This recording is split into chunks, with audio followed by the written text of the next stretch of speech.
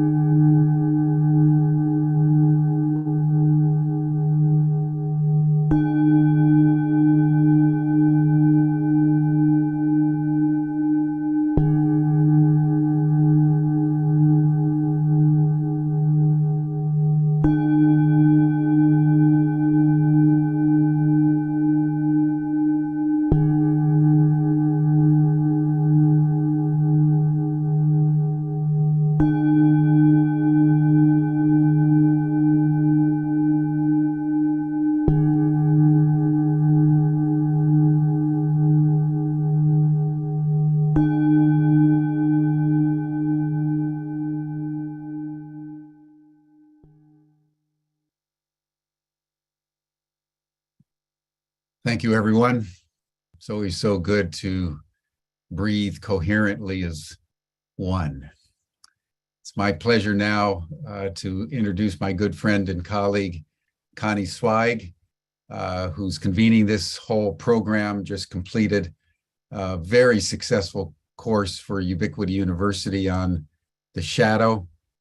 She's a Jungian analyst who has probably delved into the shadow more deeply and in more domains than certainly anyone I personally know, having written a number of books, Meeting the Shadow, Romancing the Shadow, Meeting the Shadow of Spirituality, and also in her new book, The Inner Work of Age, looking at the shadow of midlife and the mature years. So Connie, thank you so much for everything that you're doing to bring these issues to public awareness. And I turn the program over to you. Jim, with many thank you. Thank you for Humanity Rising, for Ubiquity, for all that you do and all that you give. So I'm really, really happy to be back with everyone. Thank you, Georg, for supporting us behind the curtain. And thank you, everyone who's here today, for your presence, for your curiosity. So the inner work of age, shifting from role to soul, as Jim said, extends my body of work on the shadow into midlife and beyond, especially for people who want to continue their emotional and spiritual development alongside the new longevity. It turns out that this new longevity is kind of startling. Jim was referencing how many people around the world now are moving into later life and living longer. 8,000 days between birth and college graduation, 8,000 days between graduation and a midlife crisis, 8,000 days between midlife and retirement, and if we're lucky, another 8,000 days after retirement for the first time in human history. But as I've said this week, there are no rites of passage for us in postmodern Western society for the transition to later life and for the transition to retirement. And so in the book, I explore retirement from the inside out. What is going on in the unconscious as we approach this stage of life? What are the fears and fantasies and images of retirement that are outside the threshold of awareness? Who am I if I'm no longer a therapist, the shadow expert? If I'm no longer a CEO or a nurse or a salesperson or a teacher or a mom?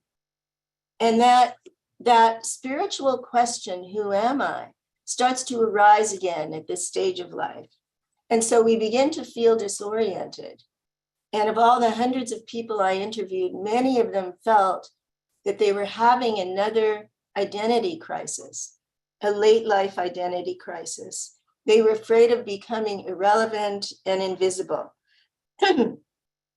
So I'm going to focus today on retirement from the inside out and how we can use shadow work and spiritual practice to explore this transition. And Mark Friedman and Richard Leder are going to focus on programs that tap the experience of people past midlife as a resource to solve social problems, and in return, receive purpose and meaning for this stage of life. So I want to introduce first Mark Friedman. He's the founder, president, and CEO of Encore.org. Hi, Mark. Thank you for coming. Hi, Connie. Thank you. Yep. Thank you. Mark is a renowned social entrepreneur, thought leader, best-selling author. Under his leadership, Encore.org has pioneered innovative programs that sparked a growing movement of Encore careers for the greater good, including Experience Corps, Encore Fellowships, and the Purpose Prize. And his many best-selling books, which I encourage you to look at, include Encore and The Big Shift. He's currently shifting to intergenerational work with his organization and his recent book, How to Live Forever. So Mark, let's hear about the world of Encore from you. Thanks, Connie. And it's such a joy to be part of this with you and Richard. And I'm grateful to Humanity Rising for giving us this forum. And I also love the structure of this, where you'll be talking about the inside out. And I thought I'd go the opposite direction and start with the outside in and talk about the community of generations that we're part of as we move into later life. You know, for so long we've been cut off from that community of generations. And so I'm going to start, you know, I know Humanity Rising had its origin in the pandemic when so many of us were locked down.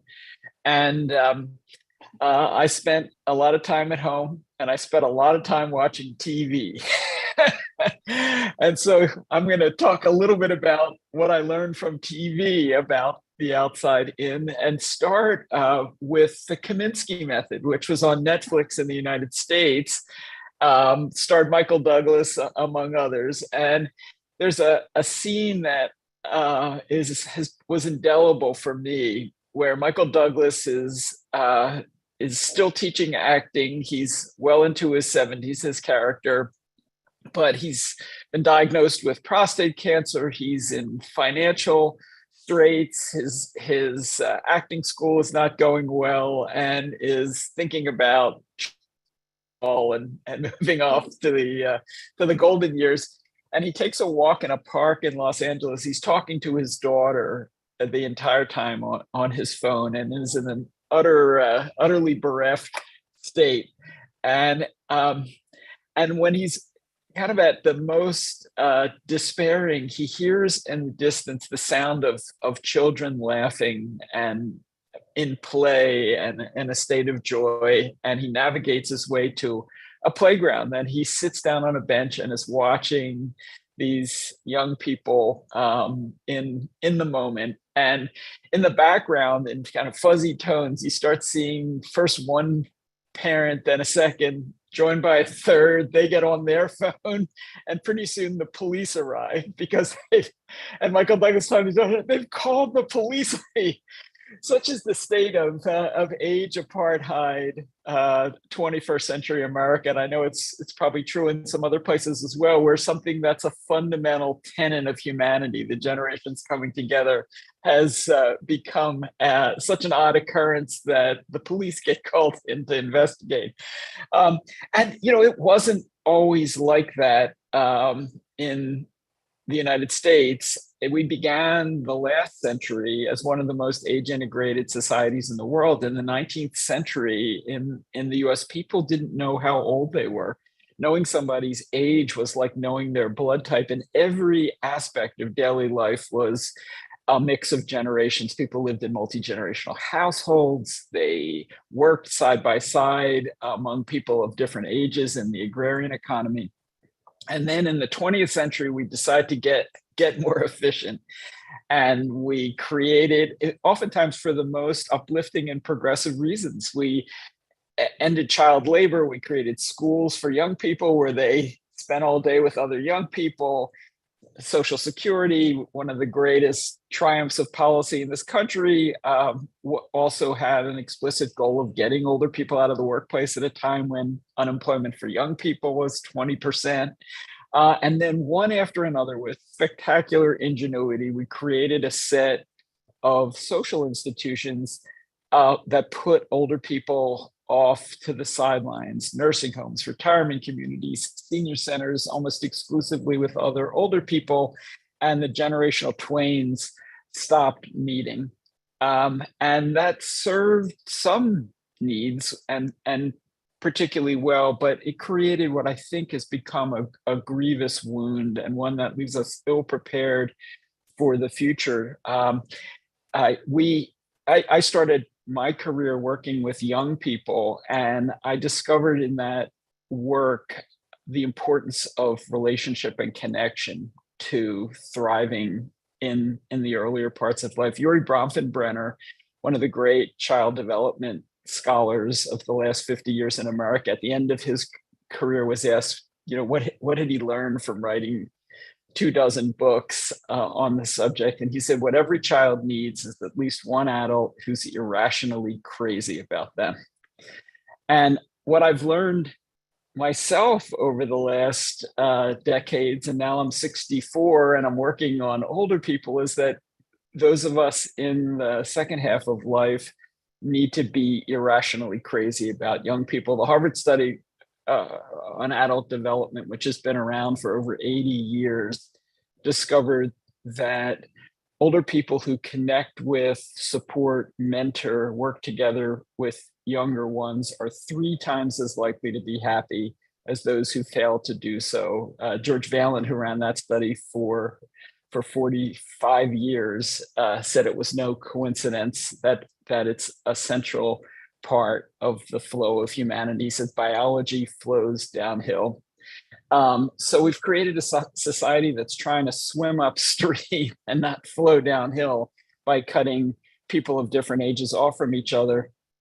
But it's not just a problem from that perspective, but right now we're becoming one of the most age-diverse societies in human history.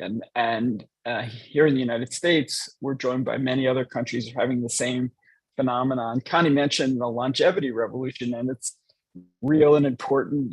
I've heard the statistic that half the kids born in the developed world since 2000 are projected to see their 100th birthday. We've known for some time that there was a vast increase in the number of older people in society. We hear about the graying of America and elsewhere. But I think maybe the most important transformation that's underway of them all, and they're certainly fed by the longevity revolution and the growth in the number of older people, is how age diverse we're becoming. There's new research from the Stanford Center on Longevity that shows that right now in the United States, 25% of the population is under 20, 23% of the population is over 60, and 52% is in the middle. And if you look at it in a more fine-grained way, we have basically the same number of people at every age. There's as many people who are 33 as 22, as 59. And that's true from 0 to 74, and it's just getting pushed out further and further. So our future is multi-generational.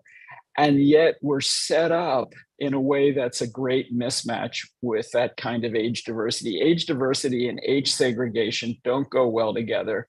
They contribute to misunderstanding, ageism, conflict. Right now, loneliness is rampant in the United States. Social isolation, and the 2 most isolated groups are older and younger people. So we've got to turn it around. We've got to turn it around now. And we've got to turn it around, not just so those of us who are nearing what's been the traditional retirement age can thrive, but all generations, not just now, but for generations to come. And the good news is it's starting to happen.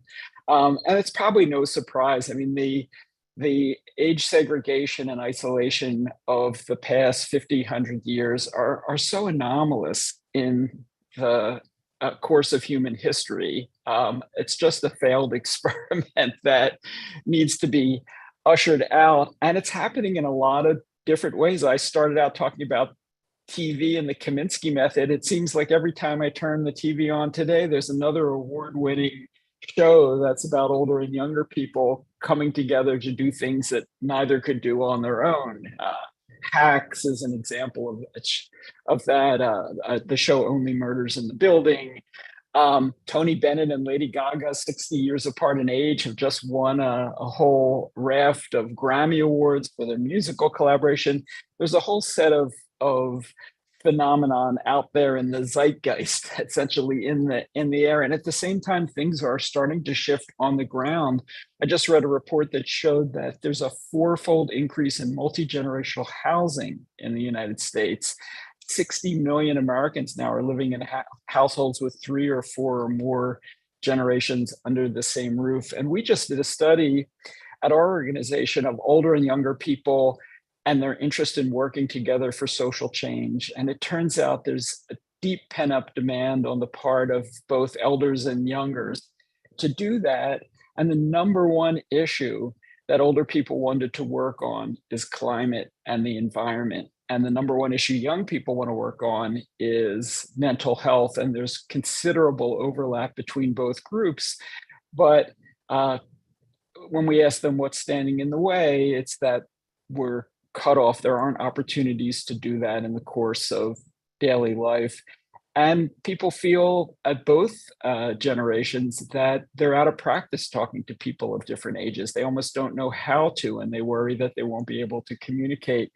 But one of the most moving results that we found is that the strongest call to action of all are from young people and young people of color who are essentially saying to their elders, first of all, you can't create all these problems from climate on and then tell us to go solve them. That's not fair. But even more, and in a heartfelt way, they're calling on their elders because they feel that they can't do it alone. No one generation can tackle these issues alone. So I think there's a moment that we can meet, a multi-generational moment, and young people, many of them are ready to join us. So I think what we're wrestling with to come together across generations to solve problems, to bridge divides, to co-create a better future is going to require some imagination. In a lot of ways, we've been out of practice. We've been spending so much time trying to be young that we've almost forgotten how to be there with those who actually are and cross those generational lines. We're going to have to be as creative and innovative in bringing people of different ages together as we've been in splitting them apart. So I would say imagination and innovation are the first two challenges. And then there's a small matter of investment at a policy level, at so many other levels to bring this to scale. But I think if we do so, we can first of all, come up with better ways to solve problems. Georg, who's organizing the session, is in Berlin, and it makes me think of a study from BMW where they had 3 assembly lines, one of older people, one of younger people, and a mixed line. The line of older people made few errors, but was slow. The line of younger people was quite fast, but error prone. The mixed line, fast and error free. I think of it as a metaphor of what we can do together that we can't do alone. So we can solve problems. I think we can create greater social cohesion.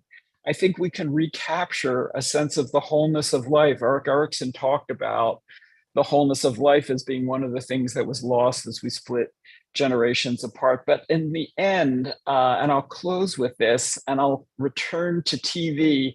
Hacks, one of my favorite shows of the past year, is the story of a 25-year-old comedy writer and a 70-year-old stand-up comedian who both get canceled, one literally after decades of a show in Las Vegas that gets canceled, and the young writer for an indiscreet tweet is figuratively canceled. They have the same agent. They're forced to work together to save each other's careers, which they do. And along the way, in a kind of hero's journey type story, they end up developing not just a connection, but a deep affection. And when the New York Times reviewed Hacks, it said it was a love story disguised as a hate story. And we hear a lot about art imitating life. Well, I hope that life can imitate art in this case, and that this multi-generational transformation that is sweeping over us can be the cause, not just for better problem solving and more efficiency and talent to solve these pressing issues, but the kind of love and connection that I think all generations need to feel for each other. And so I'm hopeful. I think there's some really interesting and creative developments underway that will help bring that about in areas like housing, in education, in communities. And I'm looking forward to talking to Richard and Connie and all of you about how we can make the most of this multi-generational moment. Thank you.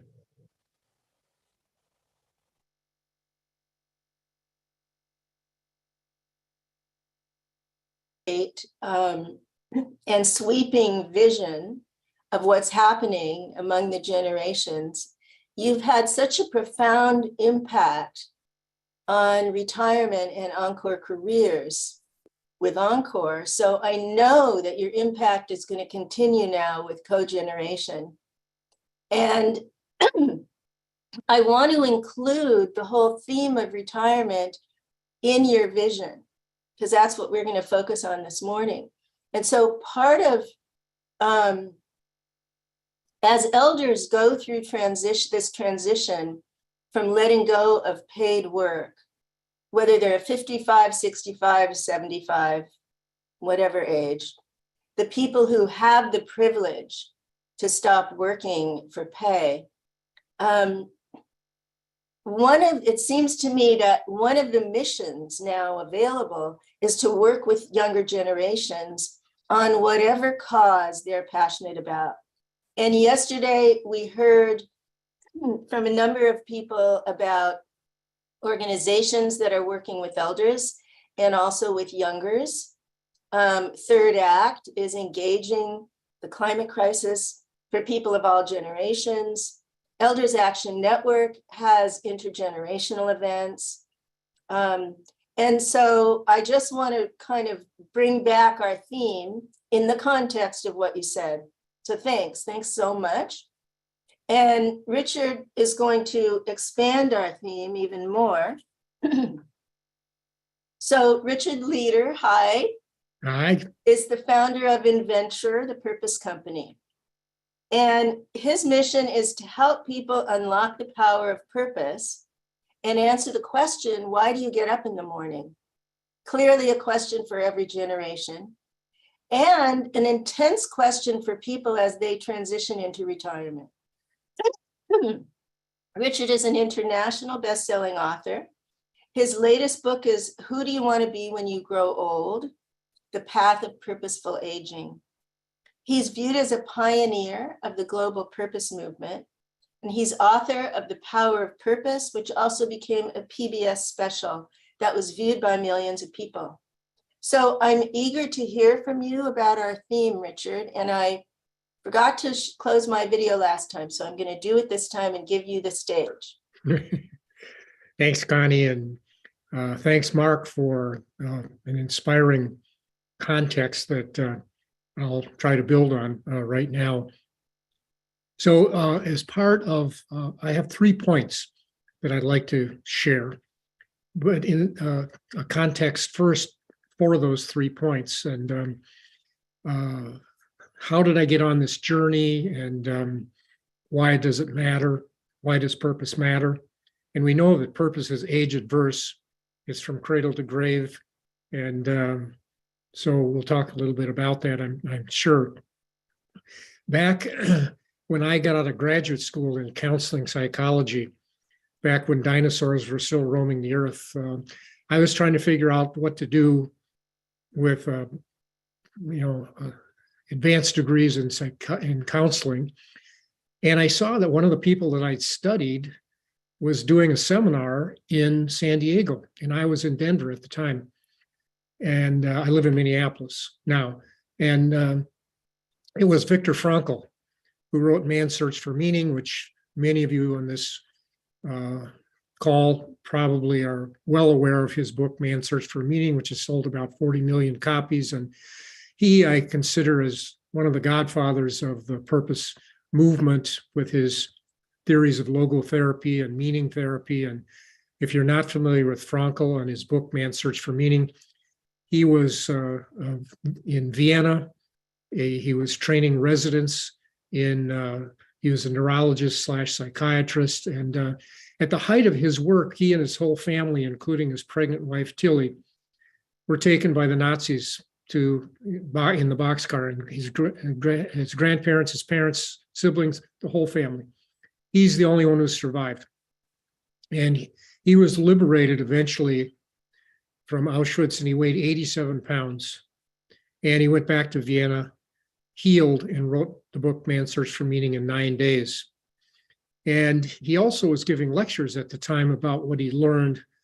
And the title of his lectures were Say Yes to Life in Spite of Everything.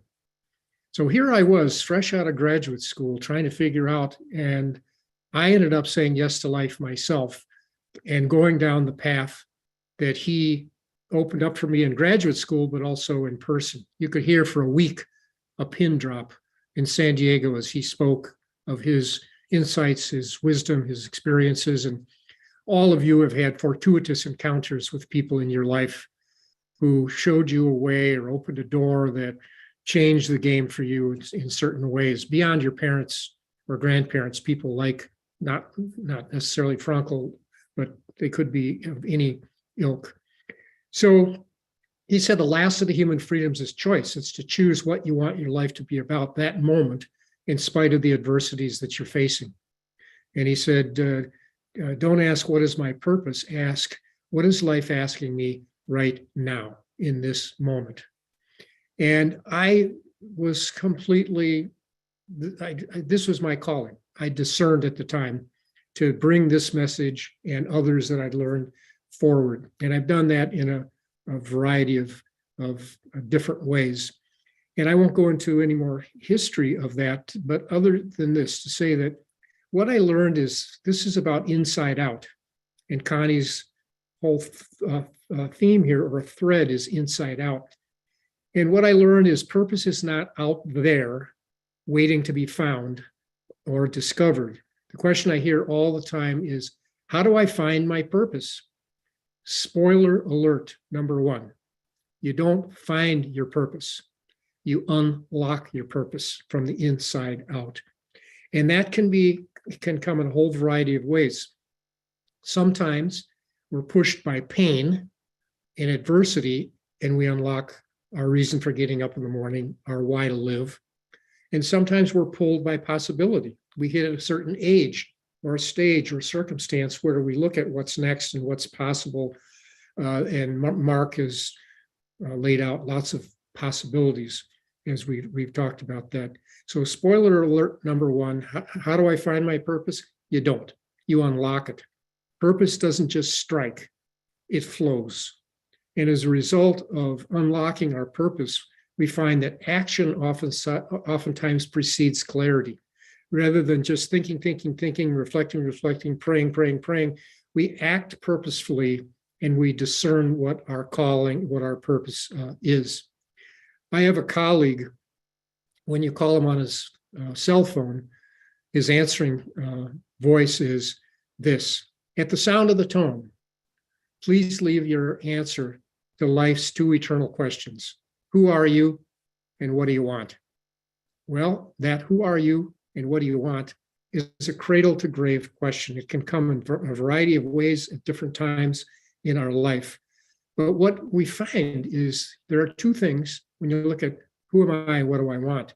And the two universal things are to belong, to be part of community, as Mark very wisely laid out for us, and to matter, to make a contribution in our own unique, authentic, gifted way to that community. And so what I would want to say, my first point here, point number one, how do I find my purpose, is this. Number one, you don't, you unlock it. Number two is it's fundamental. Purpose is not a luxury for a certain age, a certain economic or ethnic or religious group. It's something that is accessible to all. And it's fundamental. It's fundamental to health, to healing, to happiness, and ultimately even to longevity. And so when I did the PBS special that Connie mentioned, I had the opportunity, first of all, to go out before the special, compliments of PBS, and visit neuroscience labs across the country. And to see it about purpose in health, purpose in the brain, purpose in Alzheimer's, purpose in longevity, and to talk directly with neuroscientists and others to realize what was going on. And one of those neuroscientists at Johns Hopkins held up a pill and he said, Richard, you see this pill?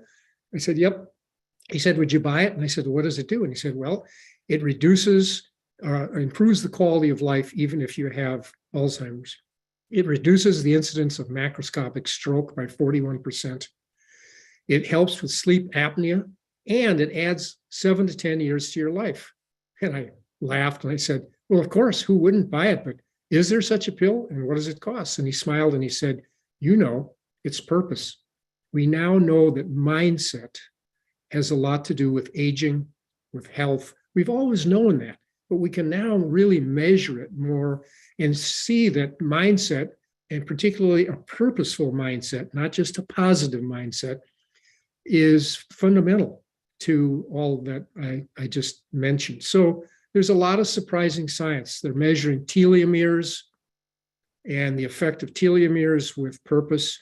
They're measuring all kinds of different aspects of purpose. So let me give you right now a prescription for purpose, because as the neuroscientist said, it won't be long before your doctor is going to prescribe. We can only do so much. We can give you this pill or this treatment, et cetera, but you have to do your part. And so let me give you the prescription right now for purpose. The RX, it's only 2 words, grow and give. That's it. That's the universal fundamental purpose, grow and give. How, with multiple generations, how can we grow and give together? And how do we do that in our own authentic ways? So point number 1 about how do I find my purpose, let me say just one more thing before point number 2. And that is this: I talk about purpose with a big P and purpose with a little p. And whenever I do that with a crowd of people, there's always a sigh of relief, because people say, oh, purpose, I don't have a cause. I don't have something to save the planet or to do something that big. I got a mortgage. I've got kids, or I've got grandkids, or I've got parents, or healthy. I mean, I've got a life. And I said, no, that's the big P. Purpose with a small p is why you get up every day and how you can make a difference in that day. There are 1,440 purpose moments in a day. If you take sleep out of it, it'd be less, but let's just say 1,440 purpose moments in a day. And so 1 moment, 1 minute to give somebody a hug, a kind word, a listening, some way to make a difference in the life of one other person that day in that moment. And that's what I learned from Viktor Frankl. Was he got up every day with the will to live another day and the will to help others do the same, even though they were under the most dire circumstances that I could ever imagine. Give somebody else a hug, a kind word, a slurp of your soup, a crust of bread, hope, or to have hope yourself for the future in certain ways. That's the power of purpose. Point number 2, how do I age? Spoiler alert number 2, you're getting older. No matter how old you are, you're getting older. But the question is, are you growing older? Connie mentioned my newest book, which is Who Do You Want to Be When You Grow Old? The Path of Purposeful Aging. And the question is, you're getting older, but are you growing older? Are you continuing to grow, evolve, become whole, which is what this whole program is really about, from the inside out, to continue to grow whole. If you have a pulse, you have a purpose. And if you have a purpose, are you growing with that purpose? I started studying aging many, many decades ago. I'm now 78, about to be 79 this next year. And I'm more engaged than I've ever been in terms of this whole purpose movement, and having more joy with it. And with this book, I've done over 80 interviews with the media. It used to be that aging was on the back page next to the obituaries. Now, as Mark and Connie and Jim have pointed out, it's ubiquitous, and it's everywhere, and it's on the front page. No matter where you go these days, you find stories, and inspiring stories, about aging with purpose, or aging, period. So we grow up twice.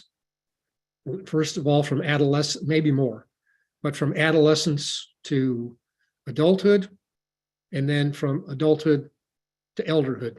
But there are no rituals for this second part, particularly from midlife, adulthood, to elderhood. So I've been looking at that. I started on this path because my father worked for the same organization for 40 years. And he retired and died 2 years later. And I was freaked out because he seemed to have enough resources. He wasn't wealthy. He had enough money, so to speak, or resources. He seemed to have enough health, but he had some minor challenges, but he died. And I just thought, he was 68. He had died, just a couple of years after a standard retirement is 65 in the past. And so I started to do some research on why this is happening. And I actually had a fellowship, Mark, to your point, I had a fellowship with the Harvard Study of Adult Development back in 1973. I spent a year in Cambridge as an apprentice to that study. And I learned an awful lot, like you have brought forward, about aging and about wholehearted and lifelong living. And what I learned was this message was not out there. And if you remember back, the book Passages, which came off of that study and others like it, that was 47 years ago that book, and some people still remember it, but it only brought us up passages to midlife. It didn't take us into the second half or the second or the third or the fourth, whatever we're in. And so I started, after doing the Harvard study, I started interviewing adults myself over the age of 65 to say, if they could live there, I'd ask them a whole lot of questions. And I've written about this extensively, and the power of purpose and repacking your bags, and other books, Claiming Your Place at the Fire, other books that I've written about this. And I said, if you could live your life over again, what would you do differently? And three things have come out over and over again. They said if they could live their life over again, number one, they'd be more reflective the second time around. They would step back and look at the whole, look at the big picture, which is what we're trying to do here. And I said, well, when did you reflect? And they said, usually during the crisis. So the pandemic has been an existential crisis for millions and millions of people, in addition to a real crisis health-wise and otherwise, looking at really what matters, who am I, and where do I belong, and what really matters. Secondly, they said if they could live their life over again, they would take more risks the second time around. And the risks were really about more effective relationships and more effective work. We spend about half of our lifetime working in some fashion or another. They wish they would have discerned more clearly their calling, which will be my third point in just a second. And the third thing they said is if they could live their life over again, they would be clearer earlier about why purpose is important. The way that I talk about it, mattering matters. Every single human being wants their life to matter. They want to somehow leave their dent, their legacy, their thumbprint, no matter how small or how large that is. It's in our DNA to really want our lives to matter. So I've been studying the old narrative of retirement and the new narrative, now that we've added this whole new life phase, and co-authored a book called Life Reimagined about that new narrative. I worked as a half-time as a contract consultant with AARP in Washington, creating their Life Reimagined Institute, studying the future of retirement, the future of aging. And so let me just say that so many people are living a default life when it comes to retirement. They're looking in the rearview mirror at retirement as the way it was in the past. And I've been looking at, and Mark and Connie and Jim and others are looking at the new narrative, the reimagining what's possible in this new phase of life, which I think we'll talk about in the next part of our time together. So let me quickly say point 3. So point 1, how do I find my purpose? Spoiler alert, you don't. Point 2, how to age. Spoiler alert, you're getting older, but are you growing older? What is your mindset, and how does that affect your own growth? We all need three things. I call it the 3 M's: money, medicine, and meaning. You all know people who retired and have enough money and enough medicine, meaning health, but not meaning. And you look at their lives and they're pretty dismal in certain ways. And you have other people who have a lot of meaning, even though their health or their resources aren't as robust as they'd like them to be. But we need all three, the 3 M's. I live in Minnesota where the 3M company is, and they're a client of mine. I gave a talk at 3M and they thought it was so cool that I talked about the 3 M's for them. And I said, no. These 3 M's are fundamental to who we are as human beings. Point number 3, purpose is calling. Calling is another word for purpose. And so, spoiler alert number 3, you're here to serve, full stop, to serve.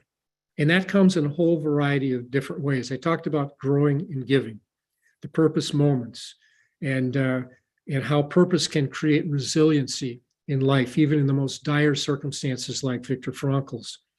So to unlock purpose, my final point is there is a formula. And here's the formula that I'll end with. G plus P plus V equals C. G, gifts. P, passions. V, values equals C, calling. If you wake up in the morning with the why am I here and ask yourself, what are my gifts? What do I want to use? That's kind of the who am I? And I've been a student of gifts and created tools like calling cards and books like Work Reimagined to help people discern their gifts. To serve what? Passions. Who do you want to serve? How do you want to make a difference in life, in the world? Intergenerationally brilliant, and helping young people understand their gifts and passions as early as possible, but throughout life, we need to discern our own along the way. Plus V, values or voice. Places where I have a voice, where the values fit and I have a voice in matters. So if you add those 3 together, you have a formula for unlocking the power of purpose. So just let me end with this quote from E.B. White, the American essayist. He said this: I arise in the morning, torn between a desire to save the world and a desire to savor the world. This makes it hard to plan the day. Well, in all due respect to him, I say it makes it easier to plan the day. We want to savor life and save, not literally save, but bring our gifts, passions, and values, and hopefully intergenerationally in a way that matters, even though we're retired. There's a distinction between a job, a career, and a calling. And calling is from cradle to grave, even if you don't any longer have a job or a career per se. So thank you for the opportunity to be here with you, Connie and Mark, and I'll back to you, Connie.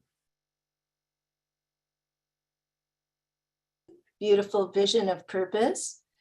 You know, in the book, The Inner Work of Age, I offer a lot of practices, and one of them is the life review as part of the rite of passage to become an elder.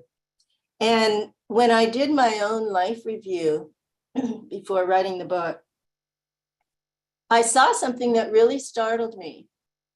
I had 4 careers, and I thought they were very distinct and disparate. But when I did the life review, I saw that they actually shared what I call the soul's mission, which for me was the transmission of information about consciousness. So they look different at the ego level. I was a journalist, I was a meditation teacher, I was a therapist, I was an author. They look different, but at the deeper level, we could call it purpose or spiritual purpose. I call it the soul's mission. All of my careers were about transmitting information about consciousness. And when I saw that thread, my whole life story was woven together. And it was a very beautiful moment for me. So I want to shift now to Can I just add to that, Connie, that compassion is the soul of purpose? And it seems like that in many ways might have been the thread, but I'm just intuiting it. Yeah, for me, it was an action. It was transmitting information about consciousness. That's what I had been doing all my life in these different forms. And unconsciously, not unknowingly, not really realizing that that was what was happening. So some of you know me as the author of Meeting the Shadow and Romancing the Shadow. And you might wonder what the shadow, the personal unconscious, has to do with aging and retirement. It turns out that our unconscious fears and images about age actually shape how we age. And let me say that again, because it was very startling to me. Our unconscious beliefs and feelings and attitudes about old age help to determine how we experience it. And I learned that when I read decades of research from Yale University psychologist Becca Levy. Yes, you know her work, Mark. So that discovery made me realize that I had another book to write. I hadn't been planning to write another book. Again, as you said, Richard, our purpose just unfolds. We don't have to go finding it. So how do we meet the shadows of age? How do we detect what's hidden in the shadow about retirement in order to engage the inner work of retirement? So for example, most of us learn through the lifespan that being independent, quick, productive, and strong are highly valued. And they result in rewards of approval and status. And on the other hand, we learn that they're opposite traits: dependent, slow, unproductive, and weak are devalued. And they result in disapproval and shame. And so we dread the loss of these socially acceptable traits as we move toward retirement and perhaps slow down, do less, and need other people more. If our images and associations with retirement remain outside of our awareness in the shadow, then we're blind to them, and they're shaping us unknowingly. But if we learn to meet the shadows of age consciously, we open up to include that which has been excluded for so long, maybe a deferred dream, a secret desire, a hidden talent, or like for me, a deeper purpose. And then when the ego no longer needs to reign supreme as elders, we can allow these banished feelings and fantasies to be heard. So you may have asked, those of you who are listening, what will I do with all this time after retirement? Or more deeply, who am I now? And we heard some beautiful responses to that question from both Mark and Richard. What I want to suggest is you can learn how to reorient by turning within, by attuning to your soul's longing and cultivating a deeper shift in awareness. You can discover how to move through this passage as a rite. And I spoke on day one about a rite of passage has 3 steps: releasing past forms, facing the unknown, and emerging renewed as an elder filled with vitality and purpose. And I want to suggest that retirement is just such a rite. So the path onto this stage of life is filled with inner obstacles. I'm not ready to retire. If I slow down, I'll become invisible. I'm not enough. I haven't done enough. I haven't contributed enough. I wouldn't know what to do without the structure of my day. I wouldn't know what to do without my workmates, and so on. And these inner voices indicate that there's an unconscious resistance to this transition. So this requires the specific tools of shadow work and contemplative practices in order to uncover these obstacles and learn how to break free of them. So the inner work of age is not so much about doing more or doing differently. I don't use reinvention the way many people do. Rather, my emphasis is on the internal, less familiar world of soul. The subtle yearnings that appear in our images and fantasies. The ways we respond or fear to respond to those messengers. And the symbolic meanings we glean from them. And as we learn the practices for this stage of life, we discover how to orient to our inner worlds in this way. And we can expand our self-knowledge. And as both of you talked about, we can reimagine age for ourselves, shifting from denial to awareness, from self-rejection to self-acceptance. Remember, I spoke about the inner ageist on Tuesday, self-rejection. From obligation to flow, from holding on to letting go, and what I call from role to soul. This is an internal shift that was named by the spiritual teacher Ram Dass. I borrowed his phrase, for a change in identity, a shift in archetype from an ego's accomplishments, from what we do, our role, to our spiritual nature, who we are, who we really are.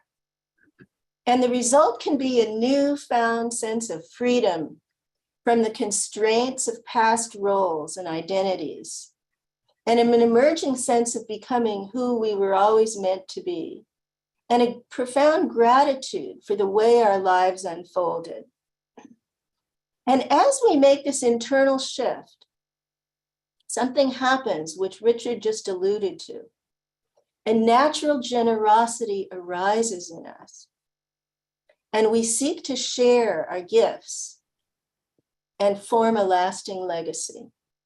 So this is the deeper dimension of age, the universal inner journey of human development, and even the unfolding of advanced stages of human development that are described in every religious and spiritual tradition as the purpose of this stage of life. And that's our topic on Friday, the spiritual purpose of age. So when I interviewed hundreds of people for the book, I found that they were all asking, as Richard and Mark have both said, who am I now? What are my values? What do I believe? What matters most to me? And how can I give back to the common good? And as I began to share the framework of the book, that late life is a call to another rite of passage, people began to discover how to center themselves and find a new orientation. One woman said to me that when she turned 70, she couldn't find an internal GPS. She didn't have a navigator and she didn't have a destination until she learned with the inner work of age how to orient towards soul. So my suggestion is that when we examine life consciously in the context of our mortality, we can fully respond to the messengers of age. We can repair the past and more fully inhabit the present. And this is what I mean by aging from the inside out. And we can retire from the inside out and undergo the 3 steps of the rite of passage: letting go, entering the unknown, and emerging renewed as a noble elder. So I'd love to hear from both of you about each other's comments and this whole world of retirement. There are 10,000 people retiring every day right now in the US. It's a startling number. And they are without a GPS, right? Many of them feel without purpose. Many of them feel disconnected to other generations. And both of you have made such profound contributions to this. So I'm eager to hear from you about it. Well, I just want to thank both of you. And I don't know how to contribute other than to say that when I look at retirement, in the old narrative and the new narrative, and you look at passages 47 years ago, you look at even something like the Game of Life, which is a board game, came out in 1860, and it still is the same old mental model of retirement: learn, earn, retire, without giving any credence to this whole new phase of life and all the other growth and possibilities. So it's with 10,000 people a day, it's amazing. How many of them are still looking in the rearview mirror, and how many of them are looking in the windshield? And the windshield's a lot bigger than the rearview mirror, to look at what are the possibilities and how do we look at those possibilities. So I have written extensively about, with one of my co-authors, David Shapiro, who's a philosophy professor in Seattle. And we've looked back way into philosophy and, Aristotle and Plato and others at the good life. What is the good life? And then going forward, we've interviewed lots of people, including for this new book, on how do they determine the good life. So the way we discern or we look at the good life, it has 4 characteristics: living in the place you love, with the people you love, doing the work you love with purpose. So place, people, right work, purpose.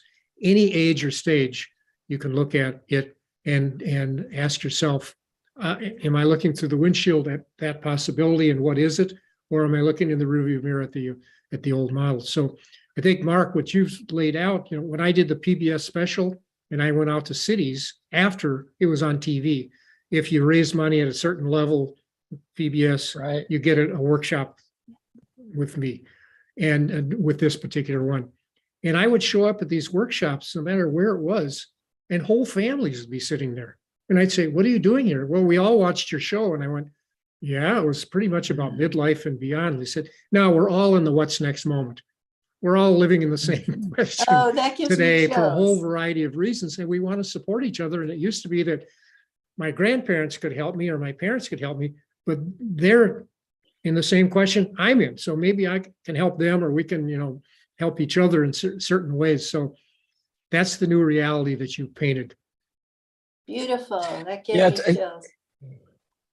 Yes, picking right up on that, and also adding it gave me chills as well. That's why I think that this conversation, even though we're focusing on the latter parts of life, it really does relate to every stage of life and to the sense of the wholeness of life and the transitions that unfold across life. And I love, Richard, that notion of the game of life. And I think, to go back to your comments at the very beginning, Connie, about how we've increased the length of life. And, as we increase the length of life, we need to rethink the map of life. And that's something that's always happened. Before in the 19th century, we invented childhood. We used to dress little people up like small adults and expect them to act accordingly. And then in the early part of the 20th century, there was a proliferation of these people who were neither children nor adults, and we were worried they were going to wreck the children too.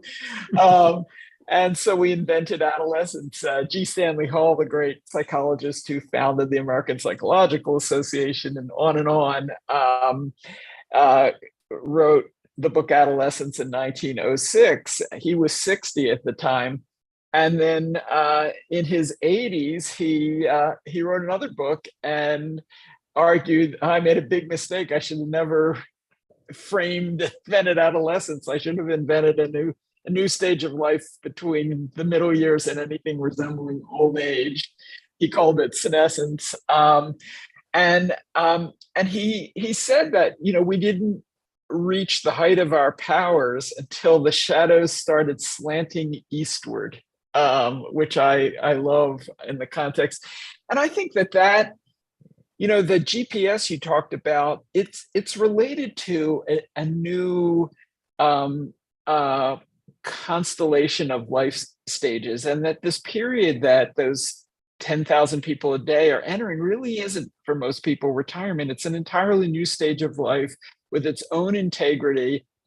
And that's lacking in something that, Connie, you and Richard both brought up, and I was furiously taking notes around. We don't have either the rites or the routes of passage to get into that new period of life. And I think that's why this conversation is so interesting. It's sort of psychology meets sociology. Yes. And I've been really struck, again, kind of just to pick up on one of the things you said earlier about how all these different chapters in your life fit together. I'm here in Washington, D.C. because we had the Purpose Prize ceremony last night. AARP is running that. And we ran it for 10 years. And one of the things that struck me so much is that when I talked to the Purpose Prize winners, I expected I'd hear tales of reinvention, of kind of completely, going off in different directions. But actually what they talked about is continuity and challenge, and how when they look back at their life, that the growth they were doing in earlier periods was integrally related to the growth and creativity in this period. And so I think, if I would just close from this kind of jumble of thoughts, is that I think we need to move beyond the sort of do-it-yourself process of going through this transition from the middle years to this stage that has no name. But I think we've got to come up with better routes as well, so that people don't have to do this alone. So it's not so much of a solo journey. Just look at what we do for adolescents. We have a whole college and university system to help them go, from one stage of life to the next. And yet so many of us who are moving into these later periods are really in a game of improvisation. And I think that can be hard and expensive and confusing. Well, I think that one of the reasons that the stage of life we're referring to is not named, and certainly retirement no longer works for it, 8,000 days post-work until death. One of the reasons it's going unnamed, I think, is because of ageism. And people who have tried to call it elderhood, who have tried to call it a later life, come up against this bias, this unconscious bias and institutional bias in the culture. Elder Hostel had to change the name because of ageism. They're now called Rhodes Scholar, because nobody wanted to identify, to see themselves as an elder. So for me, I really try to take on the language in the book and embrace becoming an elder, because as a depth psychologist, for me, it has an archetypal power to it, that word. It's a stage of life, yes, but a 50-year-old who is still engaged in paid work, who is self-aware, who is connected to a spiritual center, who is aware of mortality, for me is an elder. And an 85-year-old person who's way post-retirement, but is emotionally closed down, bitter and regretful about the past, lacking self-awareness, lacking spiritual connection, is not an elder. So for me, we're talking about internal development. And so elder is a stage, not an age. And given the ageism and given the complexity that I just described, it's really hard to find a name for this stage of life. And I think that that's important. Like if we didn't have the names childhood and adolescence, or even young adulthood, it would be mushy, right? we would not have oriented research to learn as much as we've learned. So we are in that kind of formative stage. In the conscious aging world, we have the term gerotranscendence. You know, gerontology, geropsychiatry means older adult, refers to older adults. And transcendence is going beyond ego. So the kind of reference to the spiritual nature of aging is in this term gerotranscendence, but it hasn't caught on so much in the West.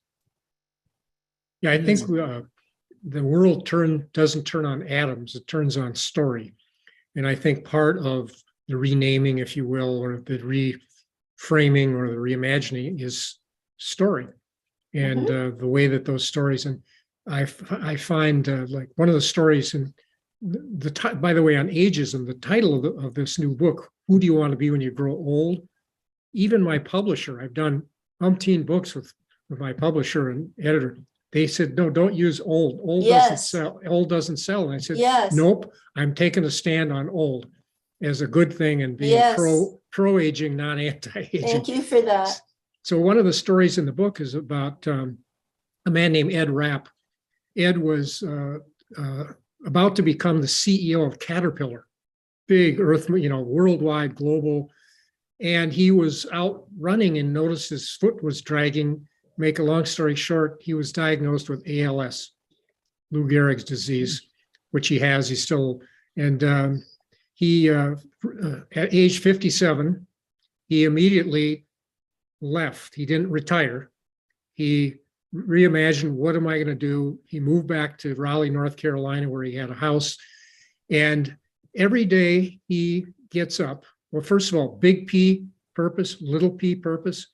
His big P purpose, he decided, was that he had the wherewithal to raise money for Lou Gehrig's research. And to date, he created a foundation called Stay Strong versus ALS. To date, they've raised over $15 million for ALS research, and he's become an iconic spokesperson for people with the disease. That's beautiful. He has arm crutches. He has a recumbent bike. He works with his breathing and all of that. It's a 5 to 7 year diagnosis, and he's in 7. And but the little p is where I'm going with this. Every single morning, he gets up and he coaches somebody at 8 o'clock in the morning who was just diagnosed with ALS, who is terrified, scared, who he doesn't know, he'll never meet again. They could be penniless or CEO or king or queen. And he said, I feel so alive. Richard, don't feel sorry for me. This is the good life. I get to bring who I am. And I won't beat this disease, but I feel better when I do this. That's both beautiful. On the big P and the little p. That's beautiful, Richard. Stories like that, I think, help us understand, in spite of our age or adversity, we have choices. But go ahead, sorry. I want to invite Jim back in because we only have a few minutes and I want to hear his thoughts. Are you there, Jim? Here he is. Hi. Hi. Any comments or questions? Beautiful questions, comments that you've all been making. Yeah, my question comes from Deanna Rice in the chat. She was asking about the role of play.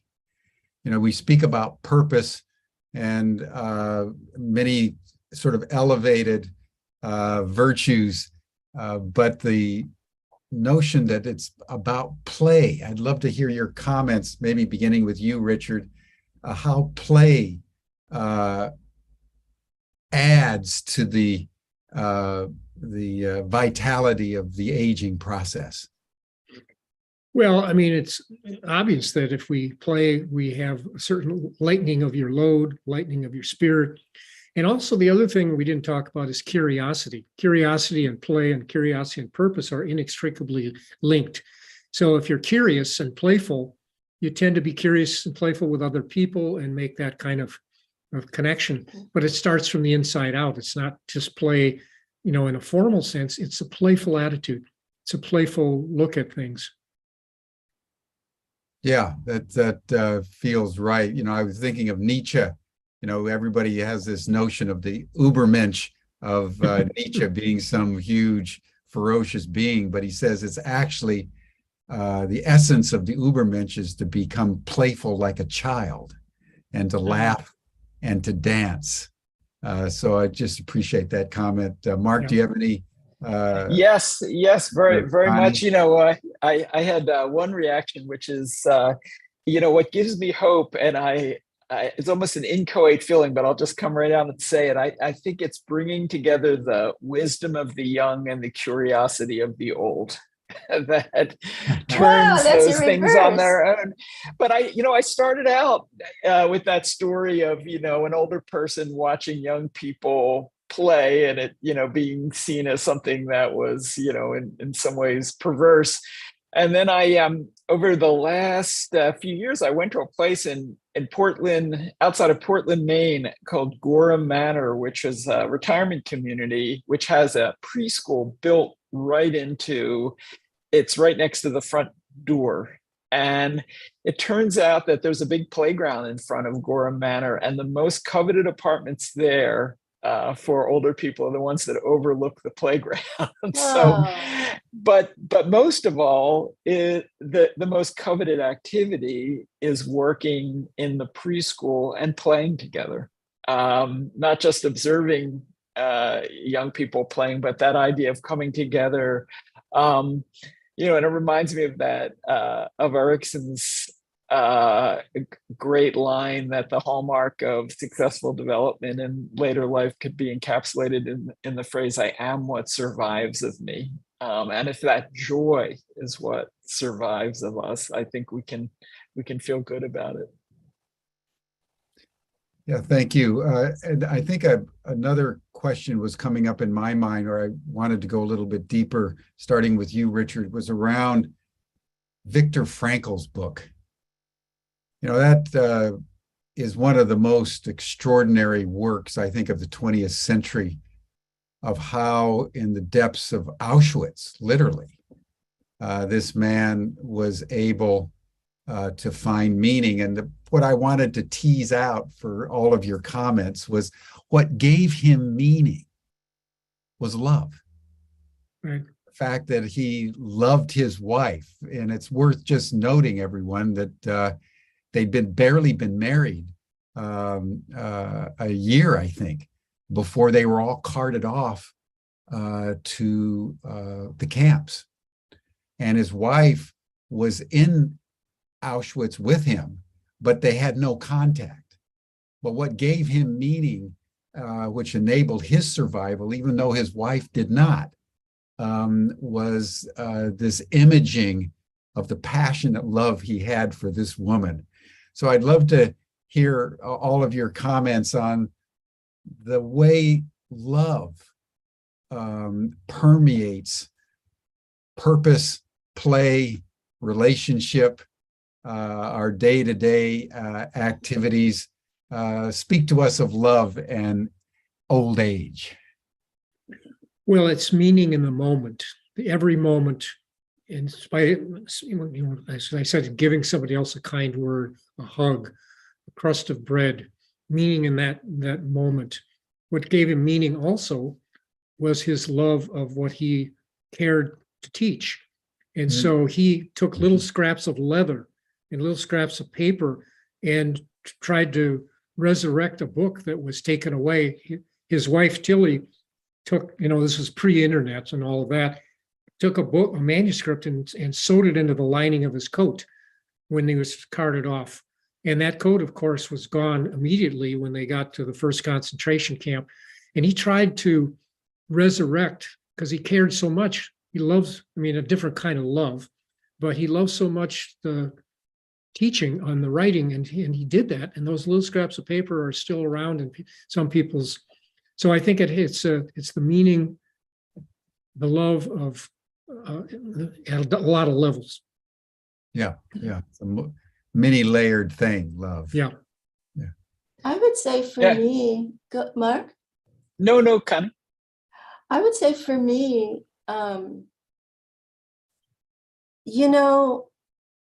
some people are naturally devotional. Some people are devotional with a spouse, with a pet, or with the divine. And I was not like that until I met my husband. And I met him at age 45. And all of my sort of intellectual development and spiritual development rerouted into this love of this man and his love of me. And the devotion that emerged between us became my path. I mean, I would say that, my main practices have been meditation, more than 50 years, and shadow work, now more than 40 years. But relationship as a path was a complete surprise to me. Mhm. And it changed me so dramatically, I think, in ways that the other practices could not. And I did not have children. I didn't want children, but he had had kids from an earlier marriage. So I have grandkids. And the love of the grandkids is yet another level. We're talking about all the levels of love, It's yet another stage of love in my life as Grandma Connie. That's really been a precious gift. I don't think, in terms of our theme of retirement and purpose, for some people, grandparenting is enough. For some people, that kind of fills their hearts, connects them to play, connects them to their own inner child. Because I think when the elder in us is activated, it needs to be connected to the inner child archetype. For a sort of timelessness, carefree, playful feeling that's really important. And for other people, grandparenting is not enough. And we need, purpose that connects us to greater service, to the common good, to social justice movements, to climate crisis, whatever it is with people, or working with other elders. So, love is a powerful potion, and it's part of our conversation. Who would think that love would be in a conversation about retirement, right? But it's essential as we age, whoever or whatever we love. I know one person who has 10 dogs. She's devoted to her dogs. She doesn't really have people in her world. But that love feeds her. It feeds her like food. Yeah, love's such a loaded word, like all these words are. Yeah. And Frankl, just to add one other thing, was so compassionate. He worked with people on death row. He worked with young adolescents who were suicidal. He cared so deeply about helping them bring meaning to their lives. So it transcended love in the way we might always think, or often rather think about it, but really about caring. Yes. Yeah, I'll just Sorry. Yeah, I'll just add or echo what you were both saying. I think we're at an era now of appreciation of the power of love in circles where I've never seen before. There is a recent Washington Post interview with Vivek Murthy, the Surgeon General in the United States, in which he argued that love was the most important public health intervention at our disposal. That's the Surgeon General, wearing the uniform with, the admiral's bars.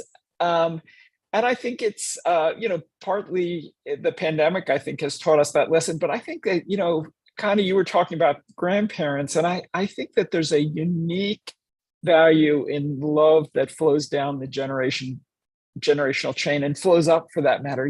There are a lot of people now, cultural anthropologists, who believe that the reason we became human beings in the first place is the role that grandmothers played taking care of infants, that led both parents to go off and hunt and gather and enabled us that long helpless period that gives us these big brains that we're using today. And it's so elemental, that kind of cross-generational love. And yet all of this segregation and separation of generations has made it hard for it to be expressed, especially outside of families. And I think that one of the great challenges we face is, how do we enable that love to be expressed not just in families, but in communities.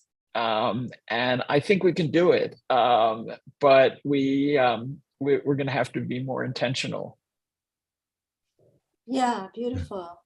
Yeah, Vivek Murthy talks in his book Together, talks that isolation is fatal and going it alone is an epidemic.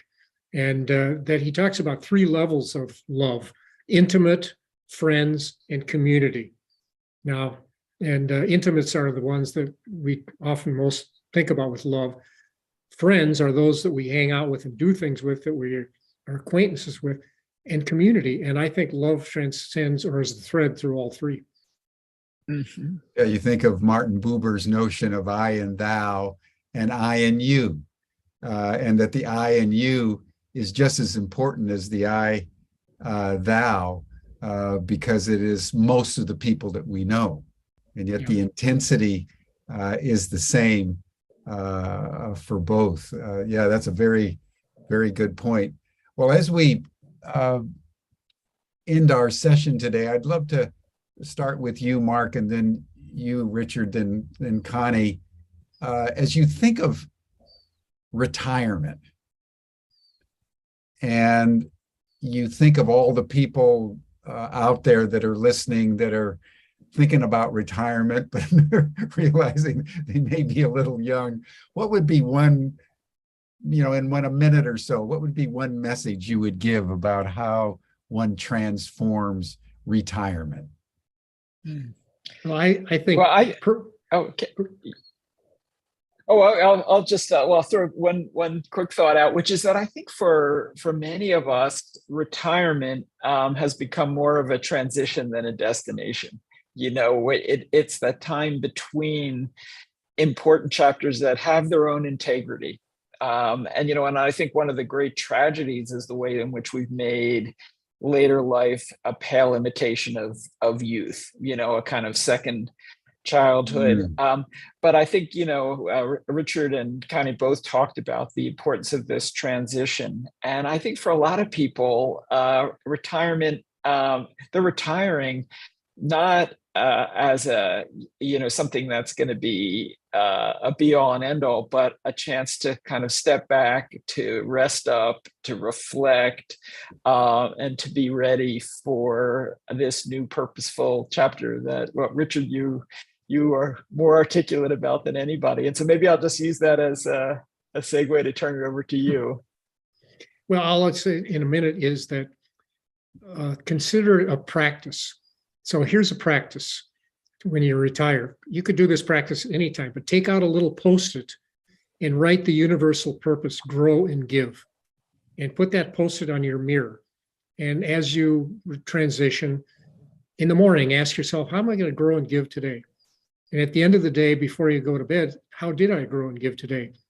See it as a process as opposed to an event or even a stage in certain ways. But growing and giving is universally going to keep you more alive. And so at least have one practice that you do every day. And because so many people are lost, but they say, well, what do I do? And I said, well, practice. Like Matthew Ricard, the guy who's supposedly the happiest man in the world. How do you get to be the happiest man in the world? Practice. Thank you. Thank you both. I'm going to take the last couple of minutes. So someone is saying, how do I deal with all the behind the scenes shadows that pop up around retirement here? So there are practices at the end of every chapter in the Inner Work of Age. And the practices in retirement include just what you're both saying, and also, how do I shift my identity from role, what I do, to soul, who I really am? How do we make that internal shift? And that will then guide you to what you want to be doing. So take the time. My suggestion is take the time for self-reflection, do the practices that are in the book, and see if you can begin that shift from what you do to who you are. I want to offer 3 invitations, as I've done at the end of each day. One is to join us tomorrow at this time. We're going to be exploring reimagining the elder for our cultural moment. What is a modern elder? What is an indigenous elder? Aging beauty, aging as fulfillment of life, and care of the soul in later life. So I hope you'll join us there. Also, for those people who want to read The Inner Work of Age in Community, there are wisdom circles forming. There's about 50 of them now. They're free, they're online, and they're reading the group and doing these practices that I'm speaking about together in small groups of 8 to 10 people. So if that's interesting to you, Connie Zweig at gmail.com, put wisdom circle in the subject line, and I will connect you with other people. I have a waiting list right now. So if that's interesting to you, you can join this group that's forming. And lastly, The Inner Work of Age, Becoming a Good Ancestor, will be an online conference December 2nd through 4th. Continuing ed credits available. Keynotes, Ken Wilber, Jean Shinoda Bolin, Dennis Slattery, Bill McKibben. Day 3 will be on how elders can engage the climate crisis. Thank you so much for listening and attending this morning, for all your wonderful chat, questions, and comments. Thank you, Richard. Thank you, Mark. This was really, really fun for me. Thank you, Jim, as always, for this incredible opportunity. Much love. Thank you, Connie. Thank you, Mark. Thank you, Richard. That does it for us for today, everyone. You're all welcome to the after session chat group. You'll see the link in the chat, and we'll see you all again tomorrow for day 4 of our 5-day program on the inner work of age. Bye for now.